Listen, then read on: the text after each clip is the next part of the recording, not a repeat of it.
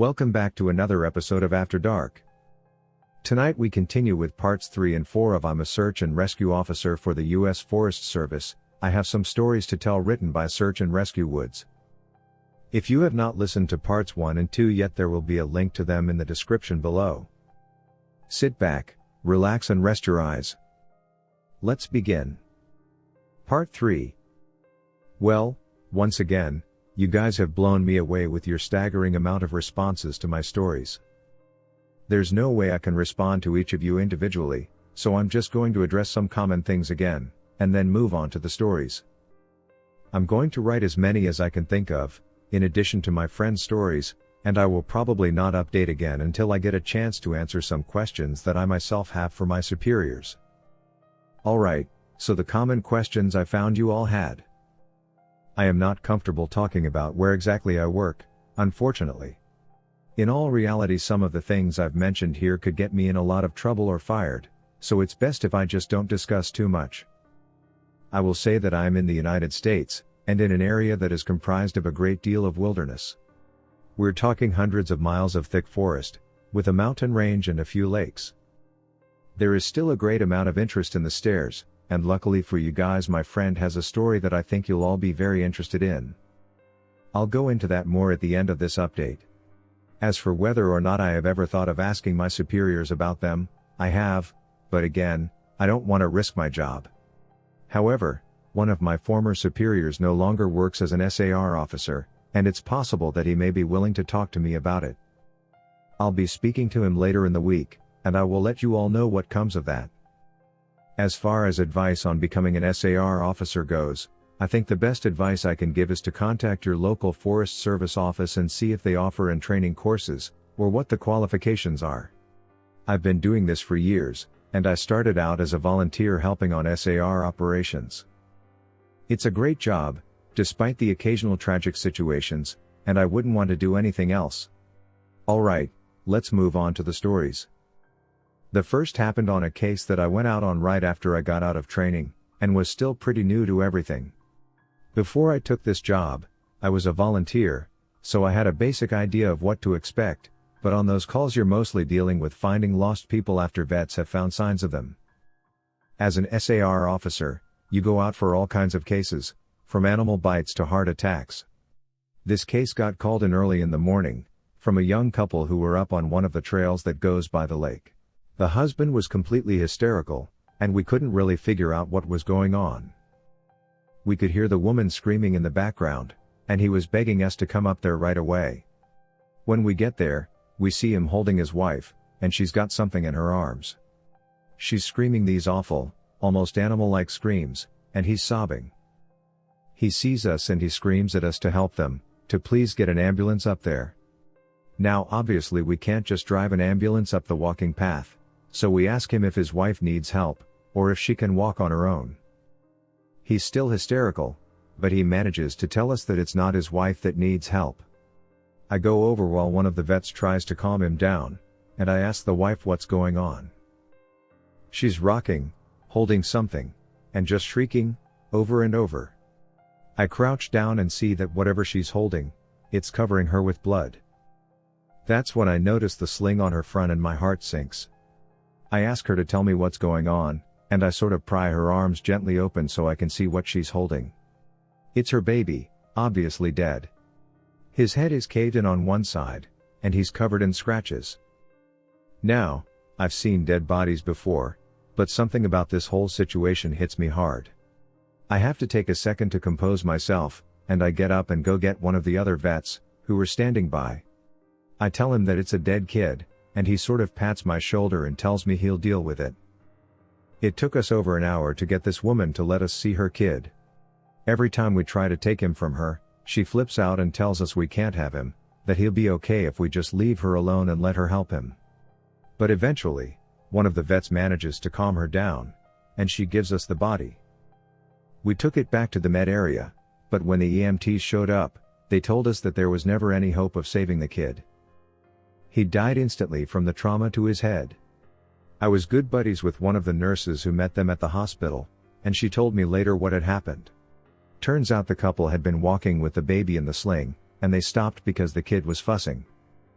The dad takes the kid and is holding him, looking out over this little gully by the path. The mom comes to stand next to him, but she ends up stepping on a loose patch of soil, and she trips.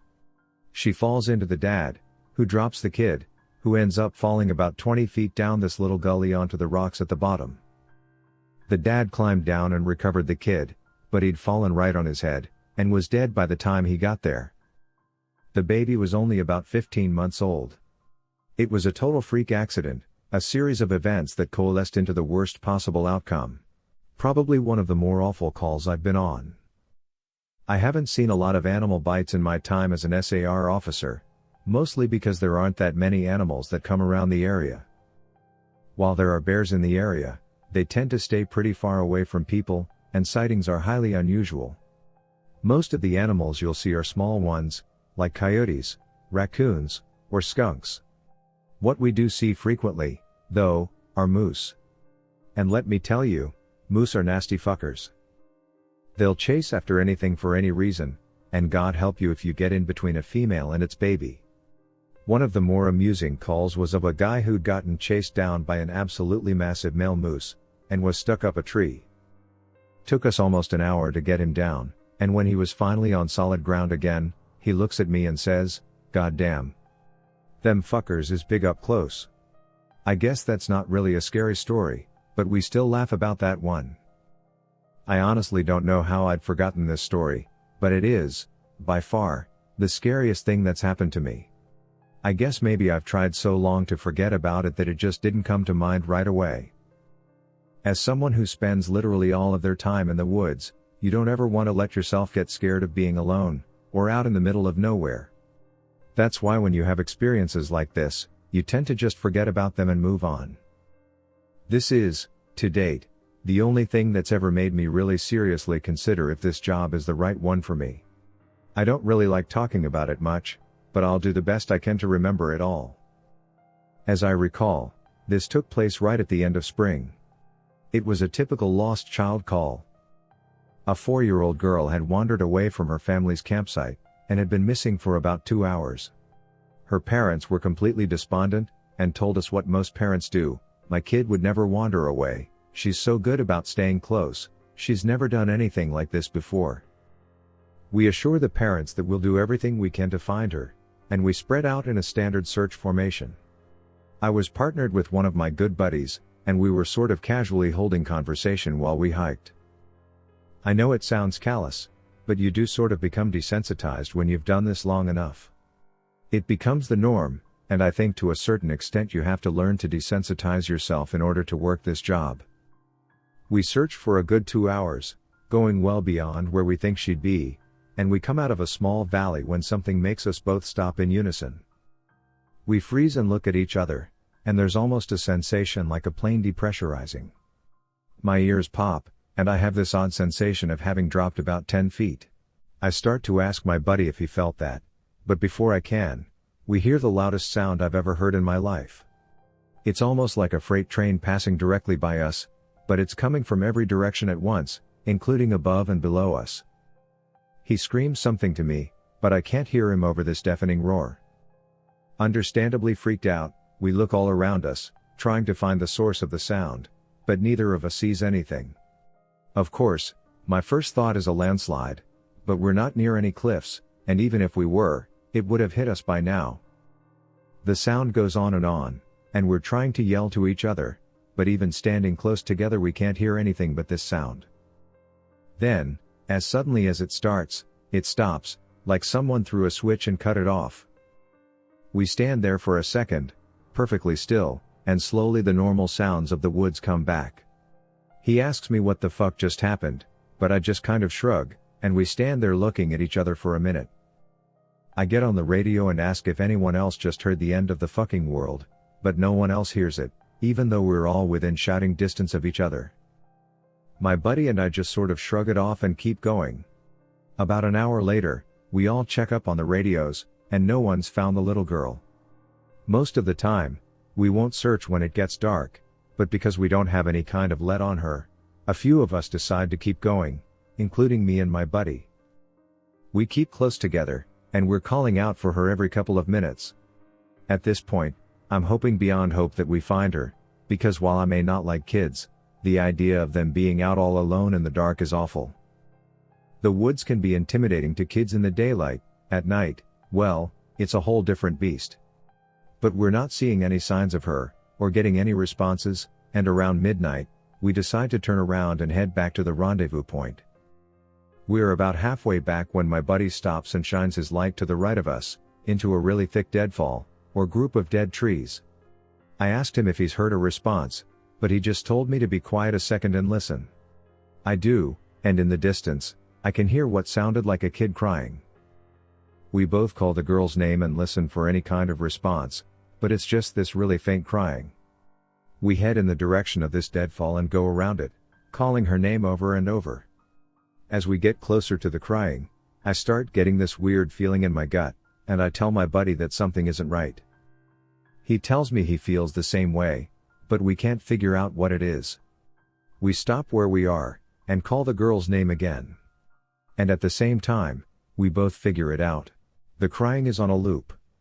It's the same little hitching sob, then wail, then quiet hiccup, repeated over and over. It's exactly the same every time, and without saying another word, we both take off running. It's the only time I've ever lost my composure like that, but something about it was so incredibly wrong, and neither of us wanted to stay out there anymore. When we got back to the rendezvous, we asked if anyone else had heard anything strange, but no one else knew what we were talking about.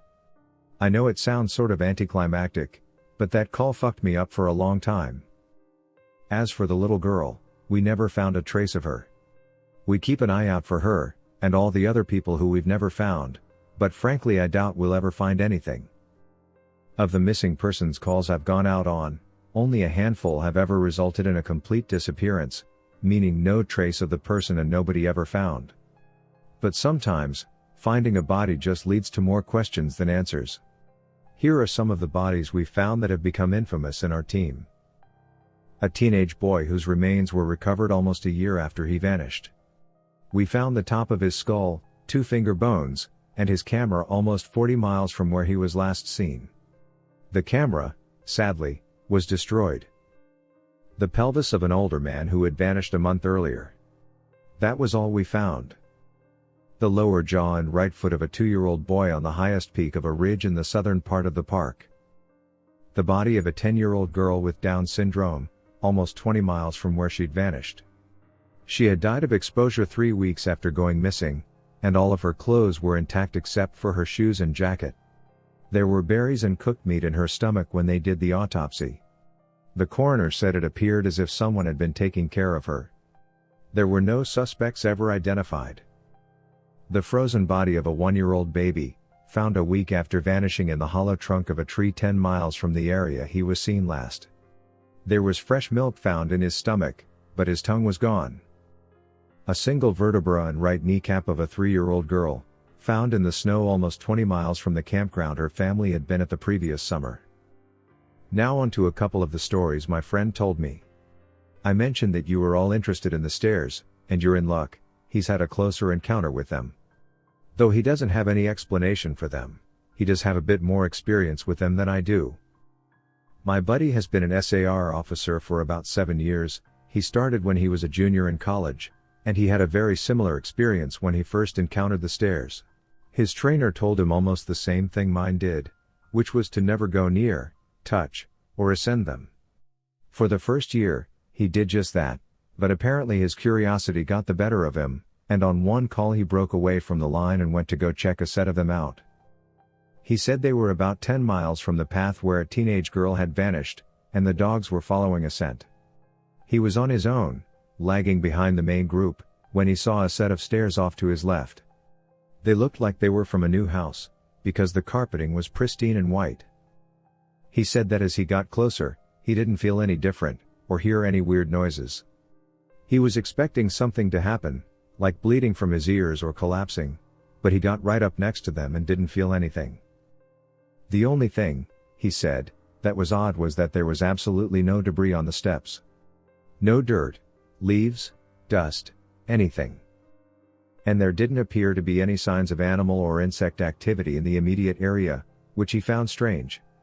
It was less like things were avoiding them, and more like they just happened to be in a relatively barren part of the forest. He touched the stairs, and didn't feel anything except that sort of sticky feeling you get from new carpet.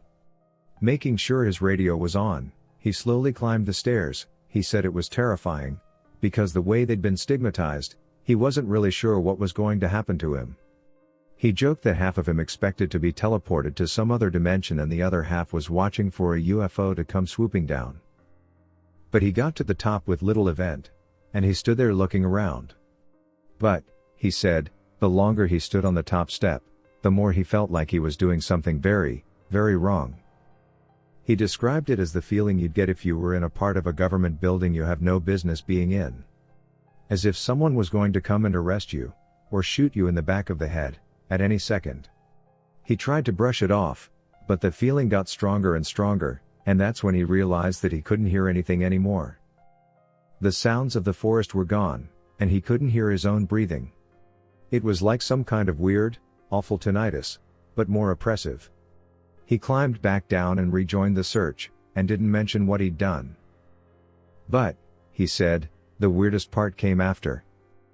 His trainer was waiting back at the welcome center after the search ended for the day, and he cornered my buddy before he could leave. He said his trainer had this look of intense anger, and he asked what was wrong. "You went up them, didn't you?" My buddy said it wasn't phrased as a question. He asked how his trainer knew. The trainer just shook his head. "Because we didn't find her. The dogs lost her scent." My buddy asked what that had to do with anything. The trainer asked how long he'd been on the stairs, and my buddy said no more than a minute. The trainer gave him this really awful, almost dead-eyed look, and told him that if he ever went up another set of stairs again, he'd be fired. Immediately. The trainer walked away, and I guess he's never answered any of the questions my buddy has asked him about it since. My buddy has been involved in a lot of missing persons cases where there's never been a trace of them found. I mentioned David Paulides, and my buddy said he can confirm that those stories are, for the most part, accurate. He said that most of the time, if the person isn't found right away, they're either never found, or they're found weeks, months, or years later, in places they can't possibly have gotten to. One story he told me really stood out that involved a 5-year-old boy with a severe mental disability. The little boy vanished from a picnic area in the late fall. In addition to the mental disability, he was also physically handicapped, and his parents explained over and over that he simply could not have vanished. It was impossible. Someone had to have taken him. My buddy said they searched for this kid for weeks, going miles out of the accepted range, but it was like he'd never been there. The dogs couldn't pick up his scent anywhere, not even in the picnic area where he'd apparently vanished from. Suspicion fell on the parents, but it was pretty clear that they were devastated, and hadn't done anything sinister to their kid. The search was concluded about a month later, and my buddy said everyone had pretty much forgotten it by later in the winter. He was out on a training op in the snow, on one of the higher peaks, when he came across something in the snow. He said he saw it from far away at first, and when he got closer, he realized it was a shirt, frozen and sticking part way out of the powder. He recognized it as belonging to the kid, because it had a distinctive pattern. About 20 yards away, he found the kid's body, lying partially buried in the snow. My buddy said there was no way the kid had been dead for any more than a few days, even though he'd been missing for almost 3 months. The kid was curled around something, and when my buddy brushed off the snow to see what it was, he said he almost couldn't believe what he was seeing. It was a big chunk of ice, that had been carved crudely to look sort of like a person. The kid was holding it so tight that it had frostbitten his chest and hands, which my buddy could tell even with the decay that had taken place. He radioed the rest of the crew, and they took the body off the mountain. Now, he recapped all of this for me, and to put it simply, there was no way this kid could have both survived for almost 3 months on his own, or have gotten to this peak. There was no physical way this child could have walked almost 50 miles and ended up on the top of a goddamn mountain. To top it off, there was nothing in the kid's stomach or colon. Nothing, not even water. It was like, my buddy said, the kid had been taken off the face of the earth, put in suspended animation, and dropped on this mountain months later, only to die of exposure. He's never really gotten over that one. The last story I'll share from him was one that took place relatively recently, only a few months ago. They were out doing a recon for mountain lions, because there had been several reports of sightings in the last couple of days. One of our jobs is to scout out the areas where these animals are seen to ensure that if they are in the area, we can warn people and close off those trails. He was out on his own in a very heavily forested part of the park toward dusk when he heard what sounded like a woman screaming in the distance. Now, as most of you know, when a mountain lion screams, it sounds almost exactly like a woman being brutally murdered. It's unsettling, but far from abnormal. My buddy radioed back and let Ops know that he'd heard one, and that he was going to keep going to see if he could figure out where its territory started. He heard the mountain lion scream a couple more times, always from the same spot, and determined the approximate area of the mountain lion's territory. He was about to head back when he heard another scream, this time within only a few yards of him. Of course, he freaks out and starts heading back at a much faster pace, because the last thing he wants is to run into a goddamn mountain lion and get mauled to death. As he got back on the path and started heading back, the screaming followed him, and he broke into a jog. When he was about a mile from Ops, the screaming stopped, and he turned around to see if it was following him. It was almost night by this point, but he said in the distance, just before the path rounded a corner, he could see what looked like a male figure. He called out to them, warning them that the paths were closed, and that he needed to come back to the welcome center. The figure just stood there, and my buddy started to walk over. When he was about 10 yards away, the figure took, as he described, an impossibly long step toward him and let out the same scream my buddy had been hearing. My buddy didn't even say anything, he just turned and sprinted back to Ops, never looking behind him. By the time he got back, the screaming had moved back into the woods. He didn't mention it to anyone else, just said that there was a mountain lion in the area and that they would need to close those paths until the animal could be located and moved. I'm going to end this entry here, since it's turned into a huge wall of text. I'm going to be heading out on a yearly training op tomorrow morning, so I'll be gone until early next week. I'll be meeting with a lot of former trainers and buddies who work in other areas of the park, and I'll be asking around about any stories they'd like to share. I'm so glad you guys have been interested in my stories, and once I'm back from this op, I'll continue to share them. Part 4. Hey guys! I'm back from my training op, and I have a lot of really interesting stories to share with you. I've got enough that I'm going to break them up into 2 parts, this being the first. I'd love to put them all in one entry, but I just haven't had a chance to write them all down yet. I didn't have anything too crazy happen while I was out there, but we did have one incident with a rookie that I found relevant. Since I'm sure you guys have been waiting for these, I'll just get right into the stories. I'll assign each batch of stories to the person who told them to me. KD is a vet who's been an SAR officer for about 15 years. She specializes in high-elevation mountain rescues, and is widely considered one of the best in her field. She was one of the more enthusiastic storytellers, and since we were together a fair amount during exercises, she ended up telling me about 4 that really stuck with me. The first she told me in response to my asking about her most traumatic calls. She shook her head and told me that really bad calls happen more frequently on the mountain, since the potential for nasty accidents is higher. About 5 years ago, one of the parks she worked at had a string of disappearances. It was a bad year, she said, one of the worst on record as far as weather went. They were getting about a foot of new snow every couple of days, and there were a few avalanches that killed some climbers. They'd warned people about staying on the mapped areas, but of course there are always those who don't listen. In one particularly nasty case, an entire family got wiped out because the father decided he knew better than the officials, and he took them out into an area that wasn't safe. They were snowshoeing, and as best KD could figure, they'd walked onto a shelf of snow that looked solid, but actually wasn't. It gave way, and this family went ass over tea kettle almost 300 feet down a slope. They landed on the rocks at the bottom, and the parents died instantly. One of the kids did as well, but the other 2 survived. One had a broken leg and fractured ribs, the other was almost unharmed save for some bruising and a sprained ankle. The uninjured child left his sibling behind and set out to find help. KD said the kid didn't make it more than half a mile before a storm overtook him. Kids stopped to try and get warm, or maybe just to rest, and ended up freezing to death. They ended up finding the family with the help of some witnesses who saw them heading out into the wilderness, and she was the one to find the kid who'd frozen to death looking for help. She said it had started to snow, just enough to obscure long-distance vision, but not enough to make searching impossible. She saw a figure sitting in the snow up ahead, and she got to it as quickly as possible. She described, in detail, how as she got closer, she realized first that it was a child, second that they were deceased, and third that they had frozen in one of the most pitiful positions she's ever found a corpse in. The kid was sitting upright, with his knees tucked up against his chest. His arms were curled around them, and his head was tucked up in his coat. When she moved the coat to look at his face, she saw that he'd died crying. His face was twisted, and the tears were frozen on his cheeks.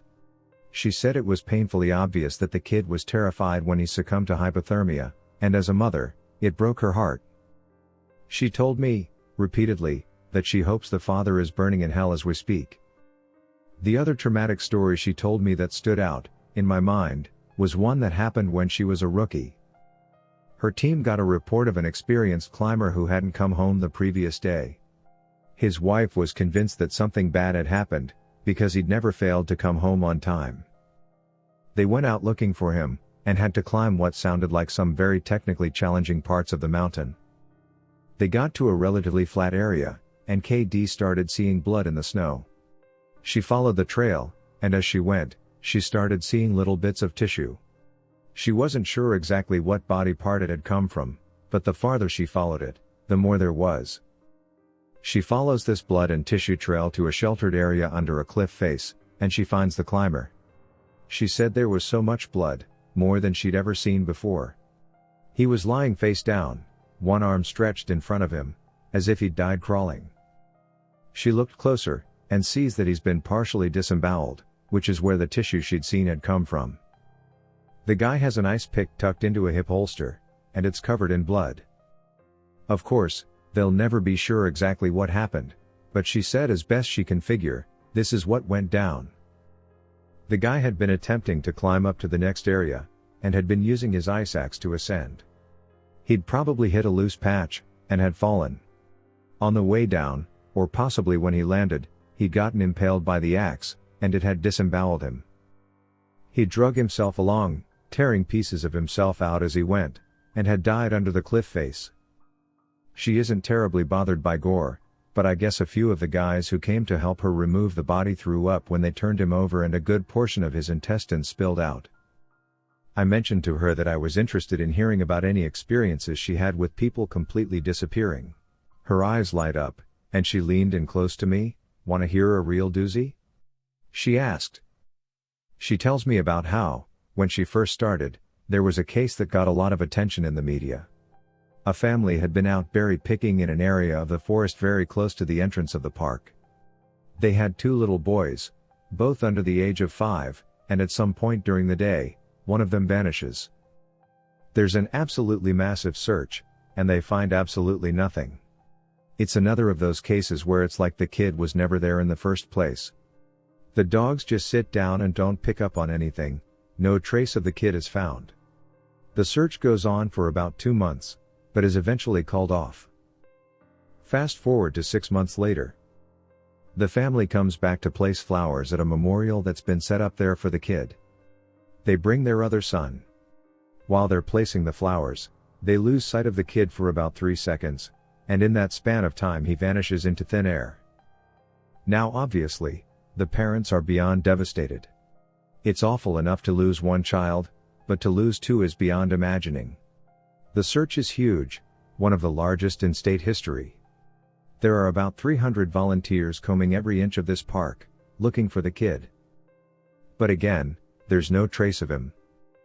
The search goes on for about a week, with people looking miles from the part of the park he vanished from. And then, almost 2 weeks later, a volunteer almost 15 miles from the designated search area radios in that he's found the kid. They assumed that the kid was dead, but the volunteer says he's not only alive, he's in good shape. KD and her team go out to recover the kid, And when they get there, she can't believe that this is the kid that's been missing. His clothes are clean, there's no dirt on him anywhere, and he doesn't appear traumatized. The volunteer says he found the kid sitting on a log, playing with a little twig bundle that's bound together with some old rope. KD asks him where he's been, who he was with for those 2 weeks, and the kid tells her that he's been with the fuzzy man. Now KD firmly believes in Bigfoot, so she gets all excited and asks what he means by fuzzy. Was he hairy? But the kid says no, he wasn't hairy. He was a fuzzy man, and he describes a man that's blurry, like when you close your eyes but not all the way closed. He says the man came out of the trees and took the kid with him deep into the woods. The kid says he slept in a hollow tree, and the fuzzy man gave him berries to eat. KD asks if the man was mean, if he scared the kid, and the kid says no, he wasn't scary. But I didn't like how he didn't have eyes. KD says they get the kid back to headquarters, and a cop takes him into town to talk to him more about what happened. She's friends with the cop that talked to him, and she said the kid described being kept in this tree by the fuzzy man, and given berries whenever he was hungry. He was allowed to wander around a very specific clearing, but when he tried to go further, the fuzzy man would get mad and yell real loud even though he didn't have a mouth. When the kid got scared at night, the fuzzy man made it go brighter and gave him the twig bundle. He said the fuzzy man was going to keep him, but he had to let him go because the kid wasn't the right kind. He either can't or won't elaborate more on that. The cops are just sort of left scratching their heads, and the search for his brother is renewed with no results. The kid has no idea where his brother might be, and they never find him.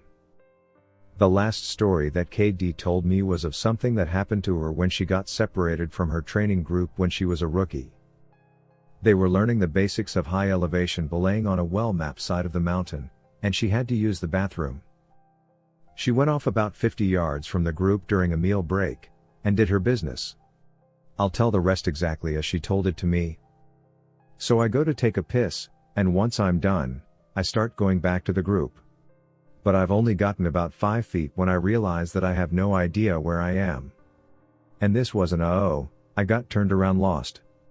I mean, I had literally no fucking clue where I was. If you'd asked me, I don't even think I'd have been able to tell you what state we were in. It was sort of how I imagine people with amnesia feel, you know?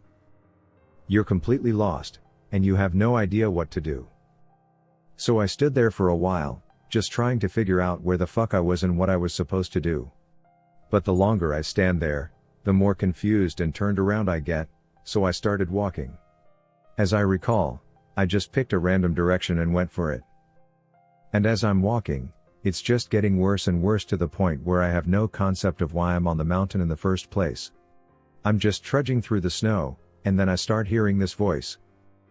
It's kind of inside my head, almost. Like if a frog could talk, all low and croaky. And it's telling me over and over it's okay, you just need to find something to eat. Find something to eat and you'll be okay, just keep walking and find something to eat. Eat. Eat.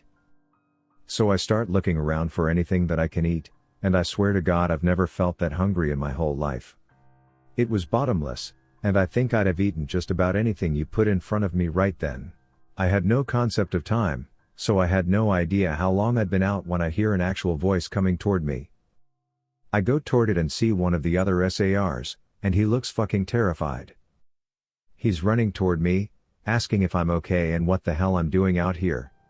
And the scary thing was, as he's running toward me, I kind of see myself reaching into my belt for my hunting knife. I'm not even really thinking about what I'm doing, but what I am thinking is that I have to eat. If I don't eat, I'll never be okay again, so I just have to eat. He sees me doing that and he backs off right away. He yells at me to put my knife away, that he's not gonna hurt me, and that kind of snaps me back. All of a sudden, I know exactly where I am, and I put the knife away. I run to him and ask him how long I've been gone, thinking he'll tell me I've been gone for half an hour or so. But he tells me I've been gone for 2 fucking days.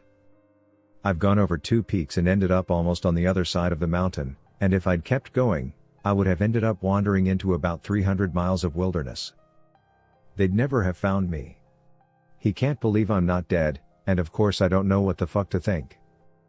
To me, no time has passed at all. I don't say anything, I just go back with him to a rendezvous point and I'm taken back to HQ to be airlifted to the hospital.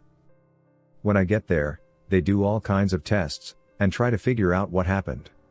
As best they can guess, I had some kind of weird fugue state, which is kind of like amnesia, or a weird seizure that knocked my brain out of whack.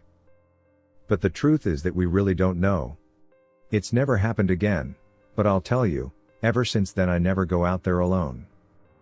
People rag on me for making them come with me when I have to leave the group, but I just tell them that listening to me piss in the snow is better than losing me for 2 fucking days on a freezing mountain. EW, the next person I talked to was EW, a former trainer who now works as an EMT. He still comes to ops like this to help out, but doesn't work full-time for us anymore. He specialized in finding lost kids, he just seemed to have a sixth sense when it came to knowing where they'd gone. He's a legend among the more senior vets, but he gets embarrassed if you compliment him on his work. He sat down with me at dinner one evening, and we ended up swapping stories. Most of them were just casual, but when we got on the subject of our weirder calls, I mentioned that I'd had a buddy who'd gone up a set of stairs. He got kind of quiet and asked me if I'd heard of a little boy who'd disappeared from his park a few years back. I hadn't, so he told me this story. They were out looking for this 11-year-old boy, Joey, who'd gone missing near a river. Of course, the first thought was that he'd fallen in and drowned, but when they brought dogs out, they led SAR officers away from the river and up into a very densely forested area. When we do searches for people, we search in a grid pattern, and we search every box of the grid incredibly thoroughly. What EW's team noticed right away was that a very strange pattern was emerging. Dogs in alternating boxes were picking up Joey's scent, but losing it when they overlapped with another box. If you think of a checkerboard, Joey's scent was being picked up in random black squares, but never in red. This, of course, didn't make any sense, because how could the kid bounce from area to area without leaving a scent in each place he passed? EW and his partner pass into a new box of the grid, and EW notices a set of stairs about 50 yards away. He tells his partner that they need to go check near it, but his partner flat out refuses.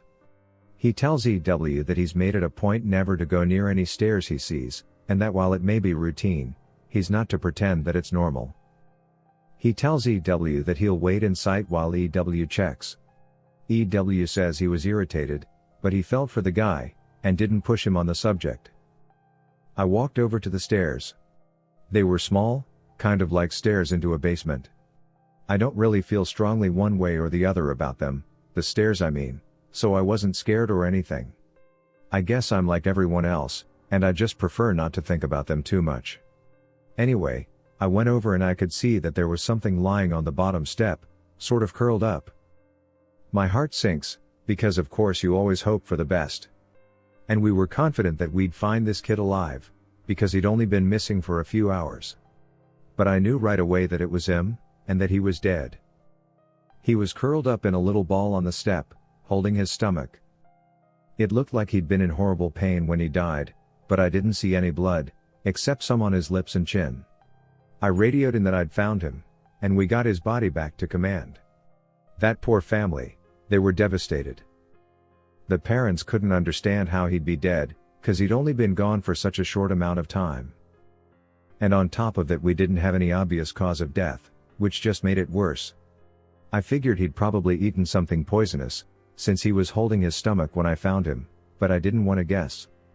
It's hard enough to hear that your kid is dead, let alone have some stupid SAR guy guessing about what happened. They took him away, and I went home and tried not to think about it. I hate finding dead kids, man. I love this job, but it's one of the reasons I left. I've got 2 daughters, and the thought of losing them that way just... He choked up a little here. I'm not great with emotional stuff like that, and it's always sort of awkward to see a grown man cry, so I didn't really know what to do.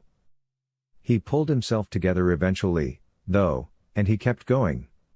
We don't always hear back from the coroners about cause of death. It's not really our job to know, I guess, and sometimes if they think it's foul play they won't tell us because of legal bullshit. But I've got a friend who works for the sheriff's department, and he'll usually pass along any interesting info if I ask. In this case, though, I actually got a call from him about a week later. He asks if I remember the kid, and of course I do, and he says some seriously weird shit is going on. He tells me, "EW, man, you're gonna think I'm crazy, but the coroner has no idea what happened to this kid. He's never seen anything like it." My friend goes on to tell me that when the coroner opened the kid up, he couldn't even believe what he was seeing. The kid's organs were like Swiss cheese.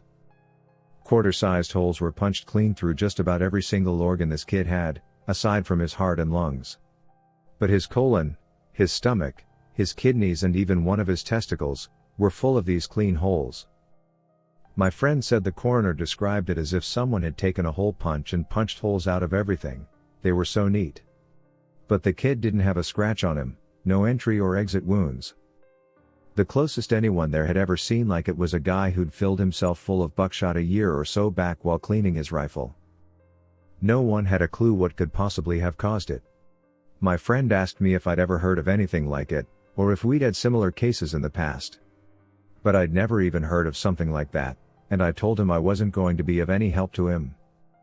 As far as I know, the coroner determined the cause of death as something like massive internal bleeding, but no one knows what really happened. I've never been able to forget that kid. I have nightmares about it sometimes. I don't let my kids go into the woods alone, and when we go together I never let them out of my sight. I used to love it out here. But that case, and a couple others, just sort of ruined it for me. Dinner was over, so we started to clean up and go back to our cabins. Before we went our separate ways, he put his hand on my shoulder and looked at me really close. He tells me that there are bad things out here. Things that don't care if we have families or lives, or that we can think and feel. He tells me to be careful, and he walks away. I didn't have a chance to talk with him again, but that story stuck with me. PB, by pure coincidence, I got to talk to another vet, PB, who's been in the SAR field for years. We were partnered on a grid sweep during a training exercise, and we were chatting casually about how we liked the job, what kinds of things we'd seen, and the like. At one point, we passed an old set of stairs, though these were probably from an old fire lookout, given the area that we were in. I sort of casually mentioned that I was curious about the stairs, and that I wished I knew more about them. He got kind of quiet and looked like he wanted to tell me something, but wasn't sure if he should. Finally, he told me to turn my radio off. Obviously this is something we are never, ever supposed to do, but I did it, and he did the same. About 7 years ago, he tells me, he was out on a call with a rookie. They were in an area of the park that's had a lot of strange reports and events. Disappearances, stories about lights in the forest, odd noises, things like that. The rookie was totally spooked, kept going on and on about things out in the woods. According to PB, the guy wouldn't stop talking about the goat man. Just on and on, goat man this and goat man that. Finally, I told him that there was plenty else to be afraid of out here that was very real, and that he'd better get over this thing with the goat man. The rookie wanted to know what kinds of things I was talking about, and I just told him to shut up and walk. We crested a little ridge and there was a staircase about 10 yards ahead. The rookie stops dead in his tracks and just stands there looking at them. I tell him, "See? That's something you should be afraid of." The rookie asks me what the hell these are doing out here, and for some reason, I just open up and tell him the truth. Or what I've been told is the truth. I could have gotten in a lot of trouble for doing what I did, and I could get in a lot of trouble for repeating it to you. But you're a nice kid, and I want you to stop looking into this. Quit while you're ahead. So I'll tell you what I know, under the condition that you never breathe a word of this to the soups. I told him I wouldn't say a word, and he double checks that our radios are off. When I first started out, we were a little less tight-lipped about them, and other things that happen out here. We warned people before they were even hired that there was weird shit going on. I guess the Forest Service was tired of having such a massive turnover rate, and they wanted people to know what they were getting into. So they started having people sign these agreements that they wouldn't go to the media about what they were going to see. The FS didn't want to scare people away, so the last thing they needed were spooked rookies running off to the media with stories of ghosts and haunted stairs. But eventually, they found that the agreements weren't necessary. People not only didn't want to talk about what they saw, they wouldn't. A few times, media tried to talk to people when kids or hikers would disappear, and no one would say a word. I can't really explain it. I guess we just don't really want to admit anything is wrong. This is our job, to be out in the woods every single day. We don't need to be spooked, and the best way to avoid that is to pretend like everything's okay. So I'll tell you everything I can think of, and after that, I'm done talking about it for good. And I expect you not to bring it up around me, ever. The stairs have been out here as long as the parks have existed. We have records going back decades describing them. Sometimes people go up them, and nothing happens. Other times. Look, I really don't like talking about this, but sometimes, really bad shit happens. I saw one guy get his hand sliced clean off when he got to the top step. He reached out to touch a tree branch, and it happened so fast. 1 second his hand was there, and the next it was gone. Completely clean wound. We didn't find his hand, and the guy almost died. Another time, a woman touched one of the stairs, and a blood vessel in her brain exploded. Literally exploded, like a water balloon. She sort of stumbled down and came over to me, and all she got out was, "I think something is wrong with me." She dropped like a sack of flour, dead before she hit the ground. I'll never forget the way the blood leaked into the inside of her eye. Before she died, I watched it turn red. I watched it happen, and there wasn't a single thing I could do to help. We warn people not to go anywhere near them, but there's always at least one idiot who does. And even if nothing happens to them, something bad always happens. Kids go missing as we're on their trail. Someone dies the next day, cut in half in a completely safe part of the park. I don't know why, but something bad always happens. I don't know exactly why they're out here, but it doesn't matter. They're here, and if we were smart, we'd tell our new officers exactly what they're capable of. We were both quiet for a little while. I was afraid to talk because I wasn't sure if he was done. He looked like he wanted to say something else. Finally he spoke up again. "Have you ever noticed how you can't find the same ones twice?" I nodded, expecting him to continue.